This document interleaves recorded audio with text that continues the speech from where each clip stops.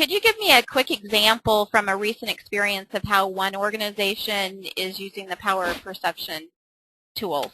Yes. I recently worked with a Fortune 100 consumer goods company down here in the southeast region, and they are in the risk assessment business for their company.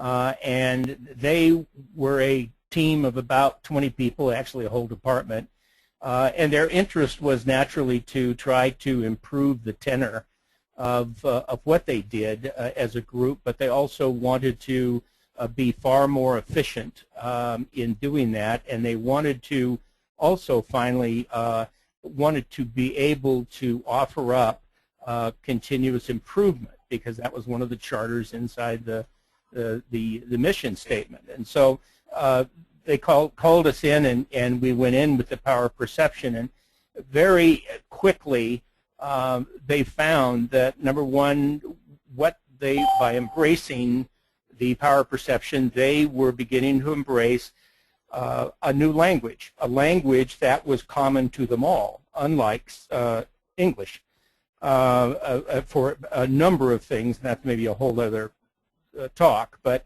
where English is not adequate enough, it is not sufficient to do it. So we, in a sense, have taken the tools and we have codified them so that they now become in the memory bank as some quick signals to know what we are talking about together. And that really added some clarity. It also reduced a significant amount of time out of the time they spent in meetings, but also got to the point of what they were trying to talk about with each other.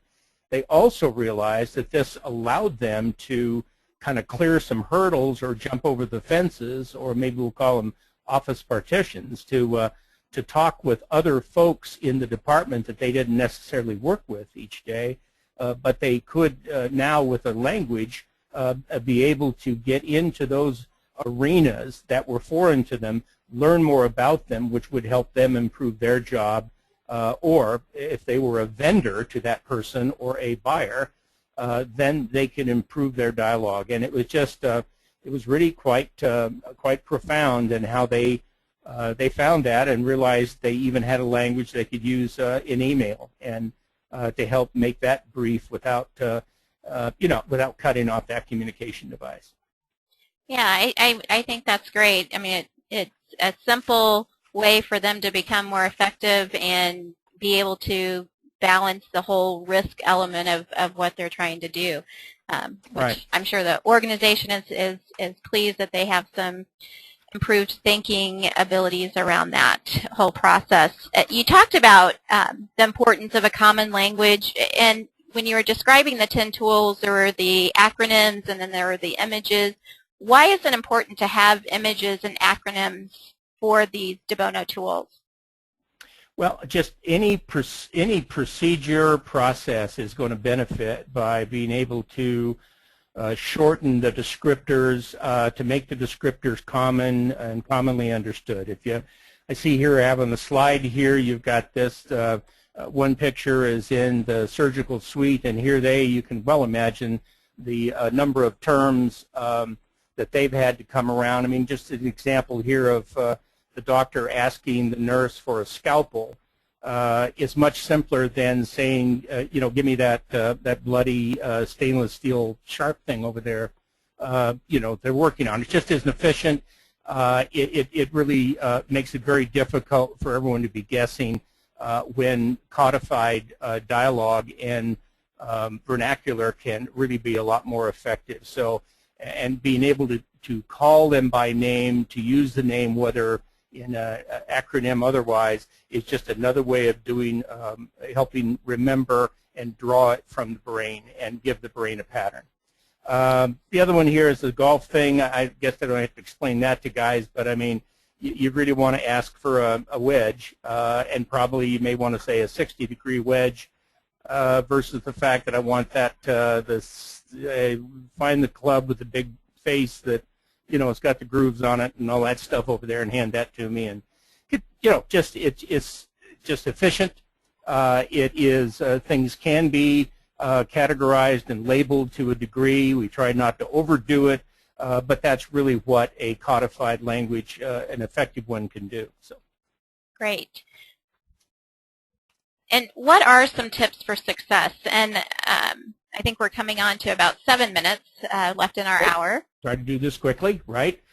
Focus, okay? Focus is absolutely, it's it, and that's what perception is all about, getting the right focus, getting the right view, know you're on the right track, know that you are going for the appropriate solution, and that you're going to be able to hopefully draw with your use of tools all of the relevant information around it as you do. Objectivity is critical. Am I being, testing my subjectivity? In other words, I'm so familiar with something, I have such a tendency to want to favor this that I've got to now take myself somewhere where my rules don't apply, and that moves me into objectivity. I'm much more contributive that way, and I think you'll find, as I've said about the finance people, the people who you would assume would be on the defensive, if you can bring them into a truly objective world with tools, with system, they will greatly appreciate it, and they will be more apt and likely to want to work with you on the team. Comprehensiveness, again, that it has to do that we have just got to enable to see everything and not miss anything. You just flat out have to be comprehensive. And then finally, the one that's not written down here is that age-old, how do I get to Carnegie Hall? Ask the person on the street, and the person just says, practice, practice, practice. So when you do and choose to want to pull these tools together, then I heartily recommend that you integrate them into your business, your operation, as quickly as possible, and practice, practice, so they become a second hand to you and become a skill. That's a good tip. I'm going to go ahead and go through these slides and take us to this quote so that we have some time to address the questions that have come in. Do you want to comment on the quote? Yeah. I think it's just I like quotes. I like their articulations by people who have often taken a lot of time to think about it before they wrote it, and it becomes very profound that way. But in this sense, as you're looking in a perception to pick a focus in that. It's not just in the broad seeking, but it is in the way and the disposition you have. In other words, there's new eyes. By going about something, by separating your thinking, by subjugating your ego, subjugating what you expect, subjugating what you want instead of what is needed, these are the new sets of eyes that I think will help you find more treasure than you normally would. And you can thank Marcel Proust for that. Thank you for that. I'll say quickly, if you're interested in case studies, there is a book, Innovation Case by Case, that has a collection across the globe. It also includes other de Bono tools in success within organizations. That's available on our website, or you can email me.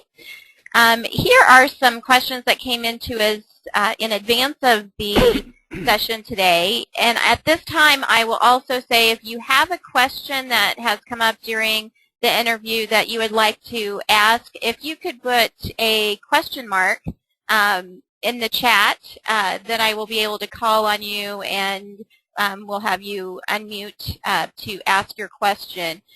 So please feel free to use the chat and simply put a question mark in, and I'll know that you have an additional question. While you're all thinking about that, I'll go ahead and ask Grant one of the questions that has come in.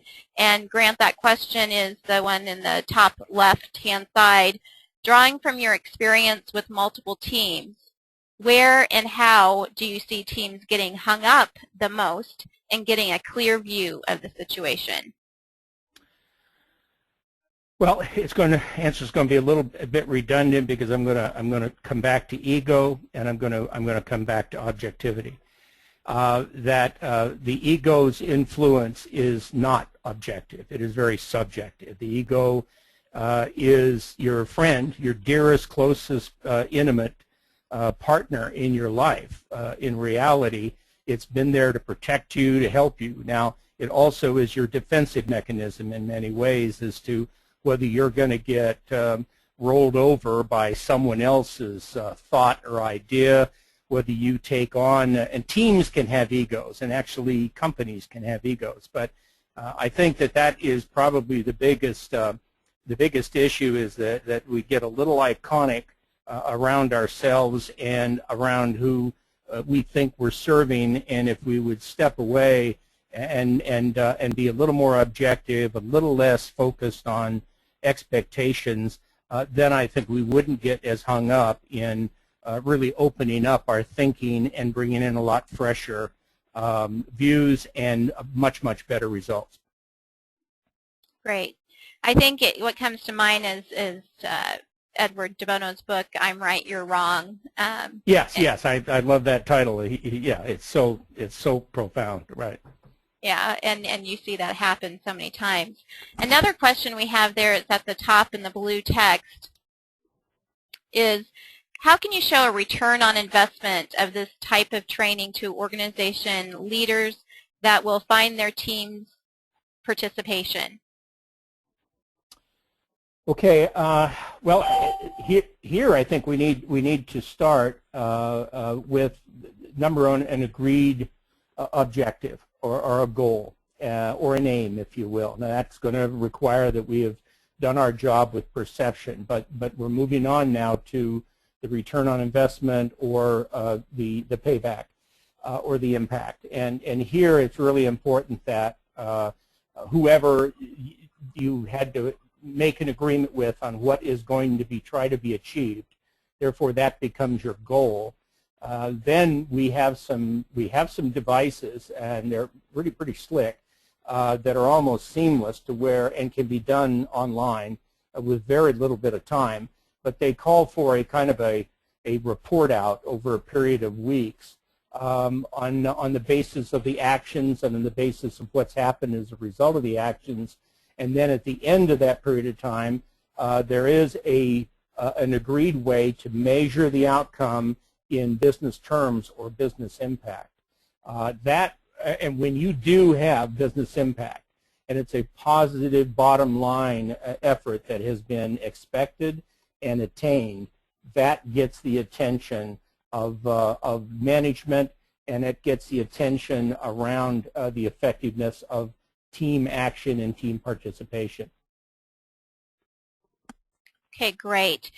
We're up on our time today, so what I'll say is if anybody has any questions that have come up that haven't been answered, feel free to email me, and I will be happy to answer those, or I can get Grant on the line and we can answer those for you as well. We do have a Power of Perception virtual training coming up for those of you that would like to learn these tools in more detail so that you can begin applying them yourself. Grant Todd will be facilitating that virtual session. It's November 9th, 16th, and also the 24th. It's 3 two-hour sessions a week apart. There are pre-work exercises and homework assignments in between so that there's a lot of hands-on coaching and application practice within those virtual sessions. We'd love to welcome any of you to that session. And again, want to just thank Grant for being our guest today and helping us to understand perception and its role at the beginning process and many of our decision-making, problem-solving, etc. And hope that you'll all joining us again for another session. We offer free overviews and also interviews with experts in the field. So thank you all for joining. Have a wonderful day, and hopefully we'll be talking to you soon. Take care.